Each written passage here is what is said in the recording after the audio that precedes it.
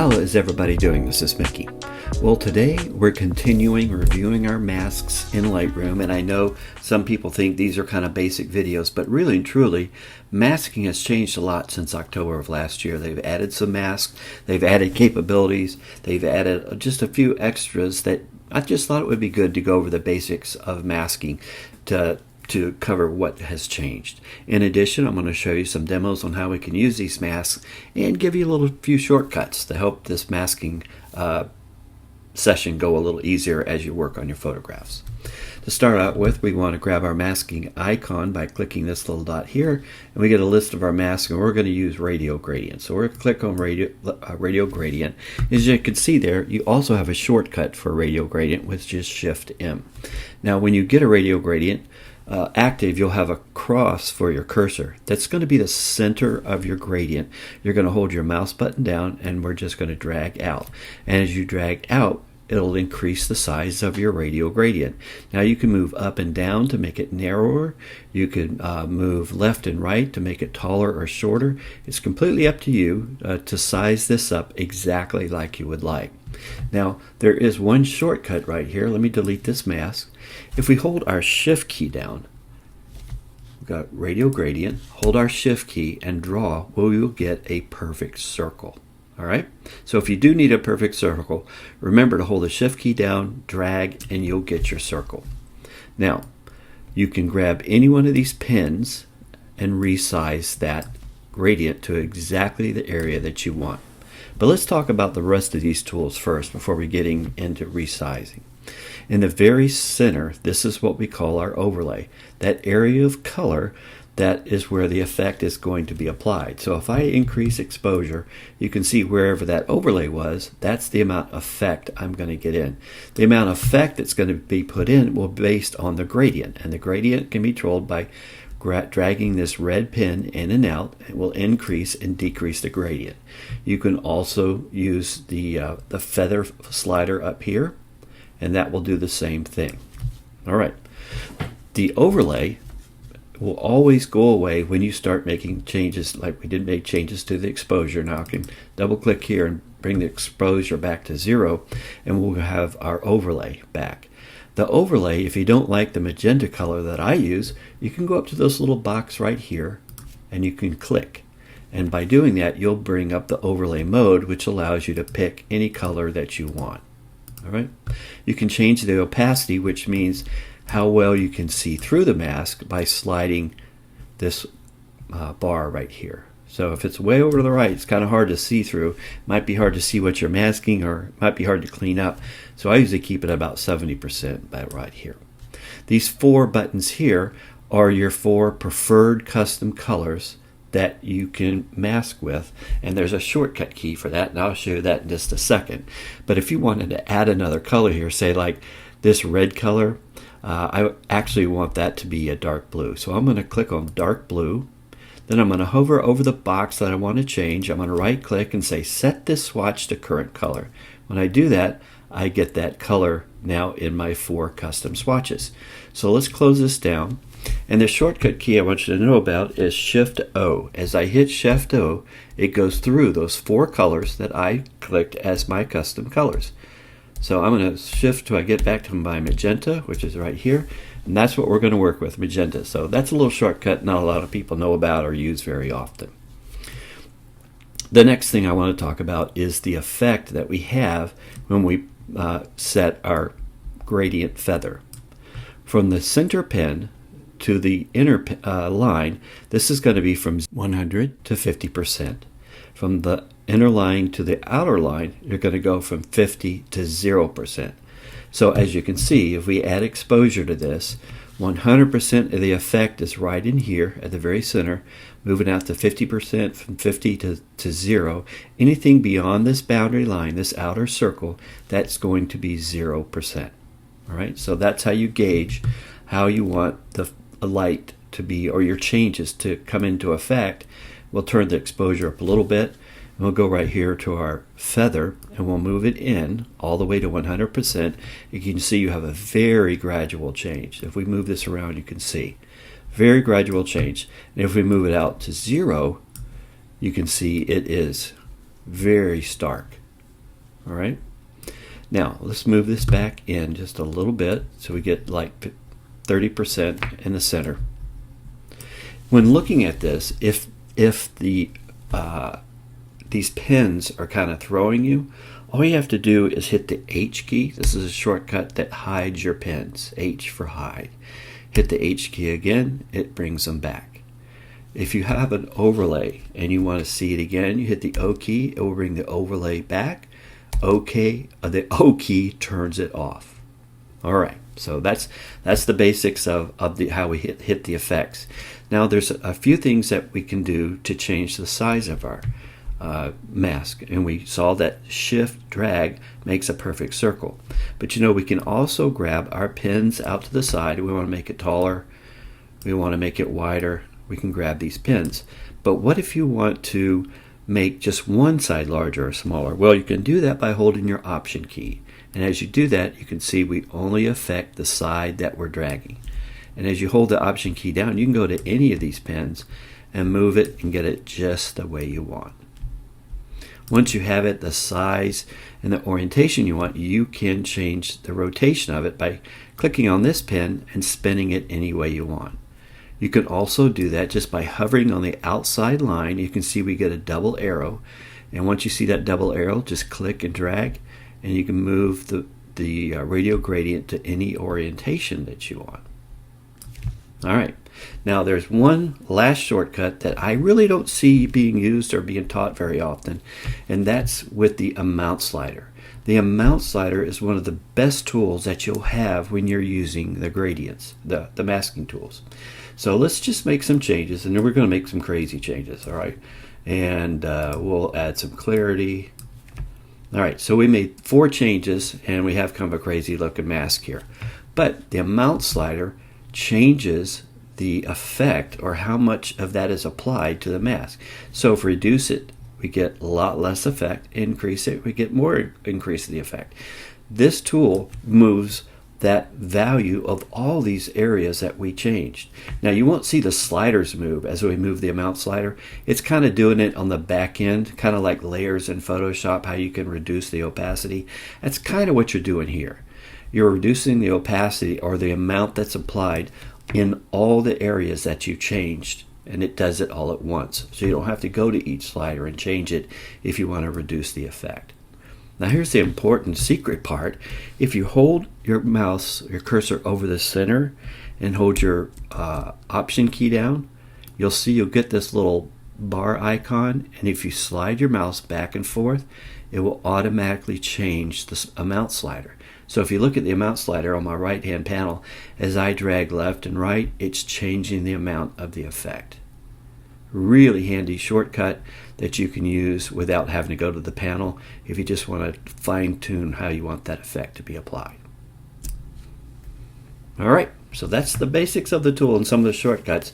Now let's kind of jump right into how we can use these tools to make our pictures look a little better. First thing we're going to do is we're going to start with this picture here. We're going to delete all the masks, and I'm going to show you how we're just going to apply one radial gradient, and it really, to me, just makes a whole lot of improvement in the photograph. Now this is pretty fairly lit from top to bottom, and in the real world it doesn't look like that. So we're going to grab a linear gradient, and we are going to drag up. We're going to make it a little darker on the bottom and come to a little brighter light at the top. So we'll go here and reduce our exposure, maybe add a little highlights and a little whites to make it look more realistic. But now you can see that our foreground is a little darker. You might even drag it up a little further. So now that we do have a darker foreground than we do with our midground here, it still doesn't look, it still needs a little depth to it, and we can get that back by using our radial gradient. So we're going to put a radial gradient about right here. We're going to make the feather 100% because I want it to be very subtle. Probably make it a little smaller, about like this. And we're just going to grab and make just a very slight increase in exposure, about like this. So as you can see how much effect we have applied just by putting a linear gradient here to add some darkness to the foreground, but then just add a little spot of light right here, it gives it just a little better effect. See that? Before, after, before, and after. All right, so let's move on to the next picture. All right, in this picture, we are going to use the radial gradient to kind of bring in our midground here, which is this is Inisheer Island off Ireland. But we just want to grab this center part here and make changes there. So the first thing I want to do is I'm going to throw a linear gradient on the water. About like this, make it just a little darker the closer to the foreground. About like this, maybe add a little white to it. And I could, grab my linear gradient and run it up here and then subtract the sky, but we're just going to use a radial gradient, and we're just going to go across the whole island here. Now, you can run your gradient off the canvas, so make your picture a little smaller. And we want to make it wide enough that we're sure to we'll make our feather about like this, so we're covering all the island that I want. Okay, so now I can use my exposure and I can bring that up a little bit. I don't want you to worry about what's happening in the sky and in the water just yet. We're going to turn the haze on a little bit just to bring in a little more color and contrast. But now we've affected the sky and we've affected the water. So we're going to use subtract, select from sky. And as you can see, it took away all the effect in the sky.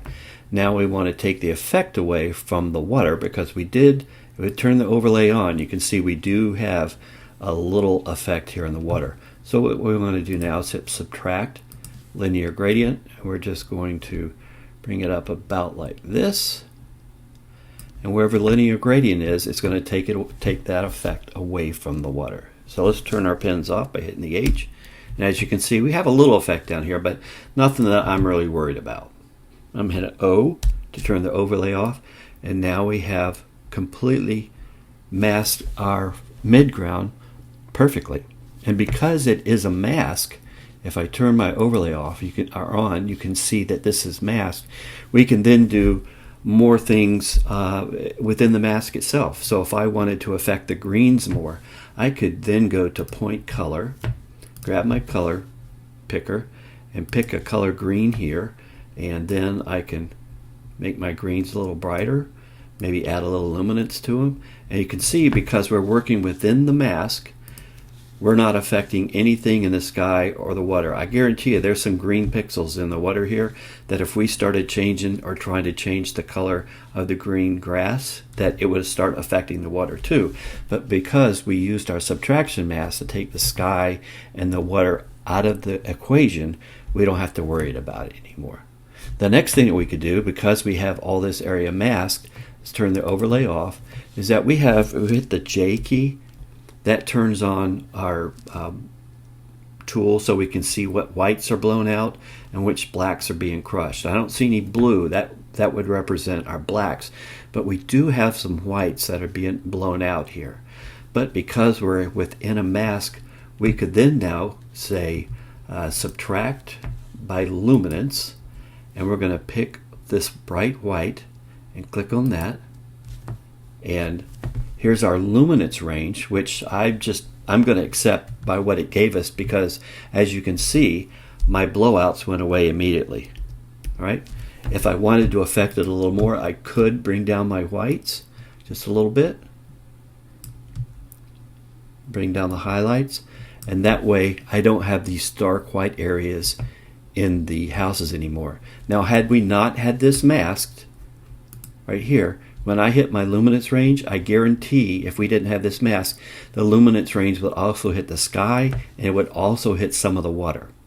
So by using our radial mask to get the center, the mid portion of our photograph, we then can apply changes to it without worrying about the sky or water. You could further, once you have all these areas, you could then make other masks based on color or luminance in addition to the radial mask, and you could get even more precise.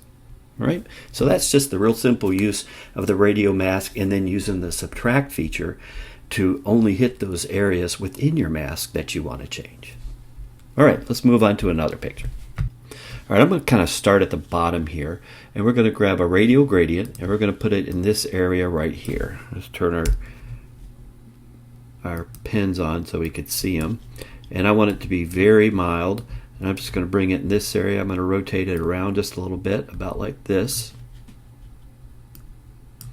And we're going to give it just a little light. And as you can see, this radial mask, it's bringing more light in the center, which is what I want. I want this area to bring in more light, and I want it to fall off. Now, if I wanted to bring in more on these rocks, I could just widen this up. You could also grab the feather and see by increasing the feather, we bring in more light to the edges, and I really don't like that. Maybe about right there. And then I'll bring a little more blacks in and add just a little color, just to give it a little more realistic look in the rocks. So just one radial mask has already made a huge difference in what I think this picture can bring to the finished product. Next, I want to start using some radial masks on some of these rocks. See where the light is hitting them, and just bring out some of this green moss. So I am going to grab another radial mask, and let's say we'll hit the top of this right here. I want 100% feather. I'm going to bring it in right here, rotate it around, and give it a little light, about like this. Maybe just add a little golden light to it, about like this. And you can see that it's really affecting this area, not by stark edges, but just kind of a glow in the center, and then the fall off of light as if it was really a natural light coming in and lighting up this rock. Now, we're going to be using a lot of radial gradients in this picture because that's how I want to demonstrate it. We could use other ones, but for now we're just going to use radial. And if you're just using a lot of the same gradients, then you can use the shortcut of N.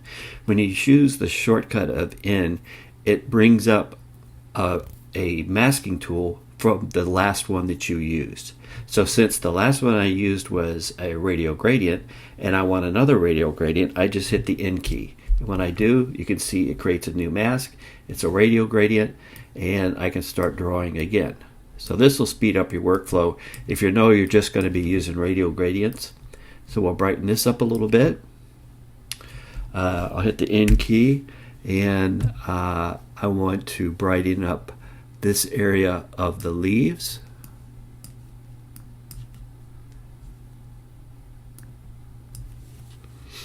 About like this. And you can see it's getting some of the green in there too from that plant.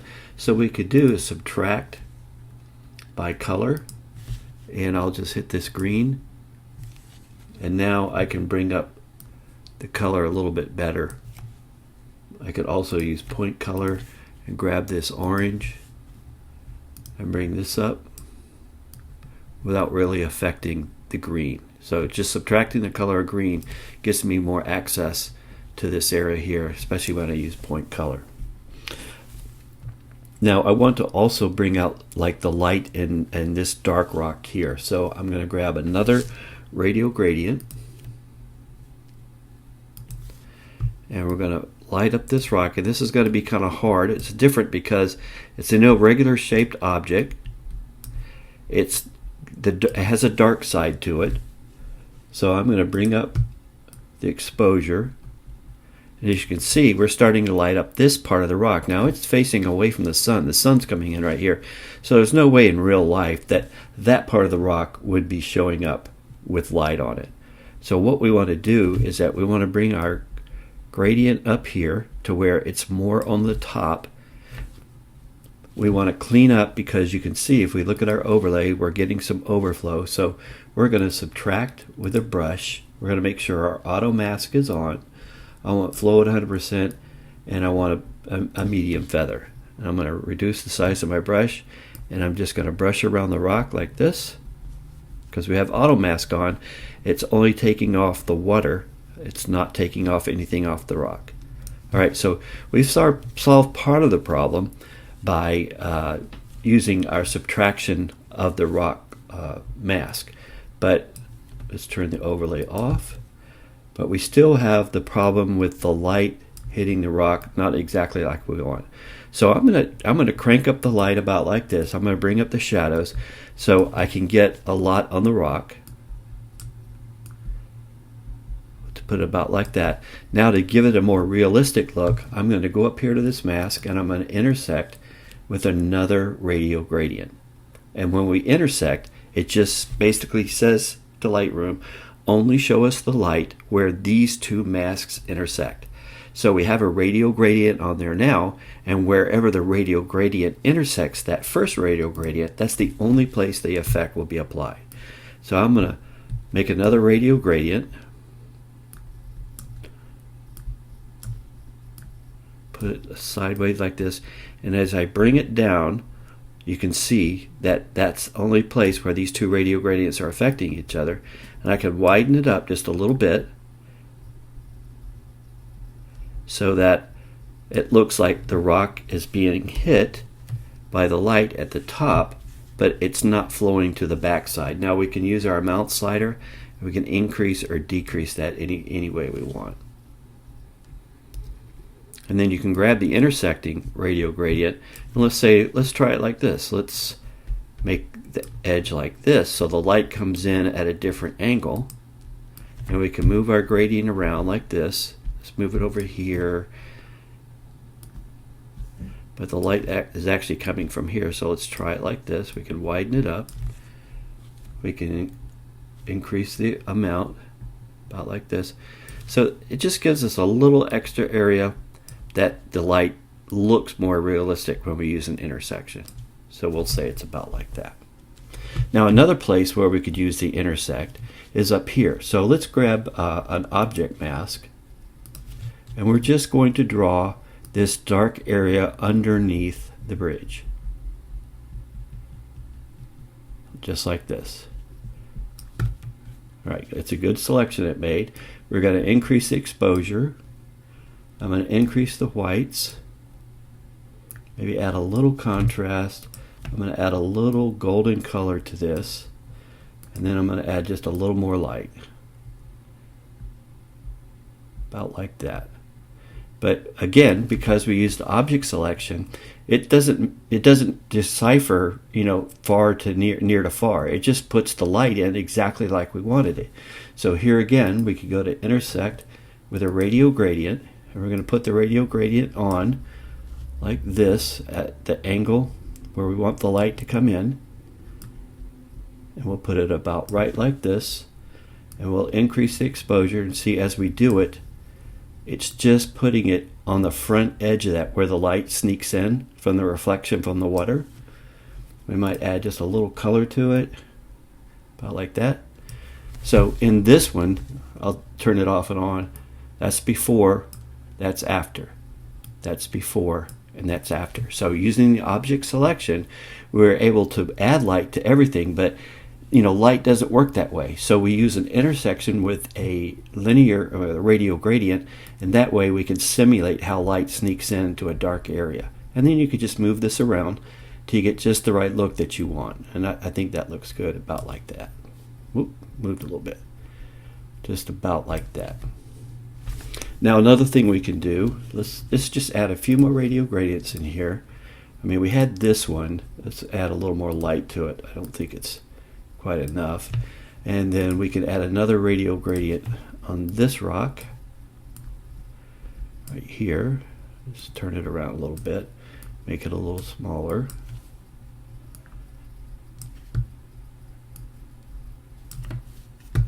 And we could add a little smaller one. Let's use a brush for this one. We'll go and grab a brush, and we have the flow and everything. We'll keep the flow down low, and we just want to brush across this area right here and add a little exposure. It's not quite as realistic as when we use the radial gradient, but what I want to do is show you how we're going to bring some light in, because here's the light right here. So I'm going to use another radial gradient, and I'm going to draw it in. I'm going to reduce the size of my picture so I can see better.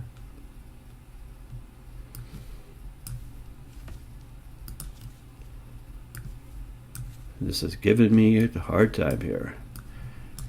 We're going to grab and rotate it about like this.